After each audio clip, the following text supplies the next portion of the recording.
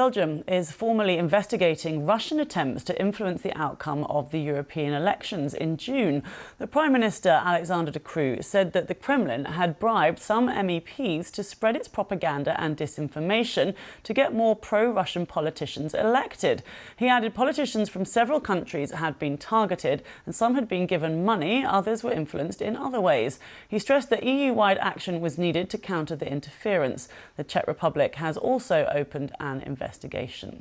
Meanwhile, Ukraine's President Zelensky has warned that his country is rapidly running out of air defences and artillery to fend off Russian attacks. He says that if US Congress continues to hold up $60 billion in military aid, then Ukraine will lose its war against Russia. Already, Russia has intensified its air campaign against Ukraine, hammering its energy infrastructure and urban areas.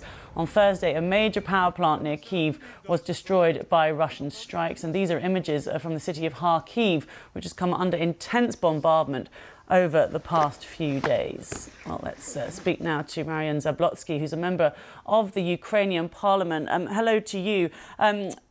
Just to talk about how vulnerable the energy infrastructure is, because as I just mentioned yesterday, there were these big attacks on an important plant. It is very vulnerable, isn't it? It is vulnerable unless you have anti-air missiles, and unfortunately, we are desperately running out of them. So the Russian military technologies are not that far from Iran or North Korea. US Patriot missiles do shoot them down very effectively, but unfortunately, as maybe Israel very soon, we are also under attack from Iranian drones. So almost 3,000 Iranian drones were also fired at Ukraine energy grid since the beginning of only 2024. Yeah, and so this is why President Zelensky again pleading with countries to help on the air defences side of things. You've been to the front line, haven't you? You're in contact with people on the front line all the time. Just tell us what they're telling you they need. Well, very simple. They need ways and means to shoot back, because the morale drops really fast when you're under fire and cannot respond. So just a brief estimate, if previously our soldiers were allowed to fire 60 shells per artillery gun per day, now it's down to 5 maybe per day and sometimes down to 0. While Russia has ramped up production and received over 3 million artillery shells from North Korea, at least according to South Korean Defense Ministry. Now you've got this new legislation which is aimed at helping mobilize troops. How are people feeling about that? Because are you expecting the numbers to increase significantly soon then?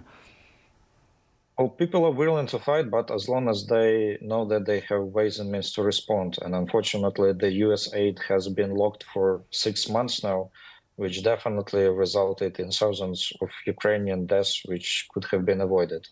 We had to strengthen our conscription rules, not necessarily or always for people to go into the fight, but as you know, for one person shooting, there needs to be 5 to 6 people servicing him, for him to have the available gear, for it to be repaired, for fuel to be available, etc. So unfortunately, we did have to strengthen conscription rules to get more conscripts. Yeah, you have been in the US, haven't you, campaigning to try to get some movement on this aid package. How would you say the mood was? How were you received there? Oh, we're always received very well, and I'm pretty sure that vast majority of US public, according to polls, and nearly the entire politicians that we meet, do support further aid of Ukraine. But unfortunately, for whatever reasons, it's been deadlocked for 6 months now, and unfortunately, that's resulted in very real casualties. Although I do know that majority of both Republican and the Democratic Party do support further aid to Ukraine.